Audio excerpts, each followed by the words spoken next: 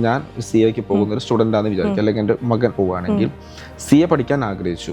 ഏറ്റവും കൂടുതൽ ഞാൻ ഫോക്കസ് ചെയ്യേണ്ട അല്ലെങ്കിൽ ഞാൻ ഫോളോ ചെയ്യേണ്ട ഒരു സിസ്റ്റം എന്താണ് നല്ലൊരു CA-കാരനായിട്ട് പുറത്തിറങ്ങണമെങ്കിൽ? ആദ്യം നിങ്ങൾ ടെൻഷൻ ആവരുത്.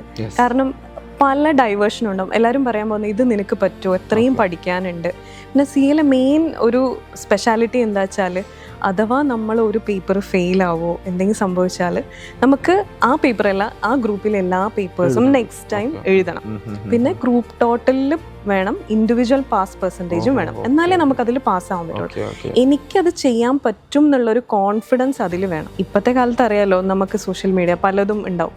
എല്ലാ ഡിസ്ട്രാക്ഷൻസിനും മാറി കംപ്ലീറ്റ് ഡെഡിക്കേഷൻ അതിൽ വേണം. പിന്നെ ഒരു സാധനം, ഒരുപാട് ബുക്സ് റെഫർ ചെയ്തുകൊണ്ട് കാര്യമില്ല. നമ്മൾ റെഫർ ചെയ്യുന്ന ബുക്സ് ഇപ്പോൾ ഒരേ ബുക്ക് 1000 ടൈംസ് നമ്മൾ പഠിച്ചു കഴിഞ്ഞാൽ അത് ഇറ്റ് വുഡ് ബി ഗുഡ്. പിന്നെ ഇൻസ്റ്റിറ്റ്യൂട്ട് നമ്മൾ എത്ര എക്സ്റ്റേണൽ ഓത്തേഴ്സിൻ്റെ ഒക്കെ റെഫർ ചെയ്താൽ ഓക്കെ ഫൈൻ ഗുഡ്. ഇൻസ്റ്റിറ്റ്യൂട്ട് പറയുന്ന കുറേ കാര്യങ്ങളുണ്ട്, അത് നിങ്ങൾ റെഫർ ചെയ്യണം. അതുകൊണ്ട് കുട്ടികൾക്ക് മെച്ചേ ആവുള്ളൂ. പിന്നെ പ്രാക്ടിക്കൽ എക്സ്പീരിയൻസ്. നമ്മൾ ഈ ആർട്ടിക്കിൾഷിപ്പിനെ സില്ലി ആയിട്ടാണ് കാണുന്നു. അതെ, പക്ഷേ ഇത് പ്രാക്ടിക്കൽ എക്സ്പീരിയൻസ് എന്ന് പറഞ്ഞാൽ വളരെ ഇമ്പോർട്ടൻ്റ്. ഈ ഒരു പ്രാക്ടിക്കൽ എക്സ്പീരിയൻസ് കൊണ്ട് മാത്രമാണ് നാളെ ആ ആള് എംപ്ലോയ്മെന്റ് ആയാലും പ്രാക്ടീസ് ആയാലും ക്ലയന്റിന്റെ മുന്നിൽ പ്രസന്റ് ചെയ്യാനും ചെയ്യാനും പറ്റുള്ളൂ.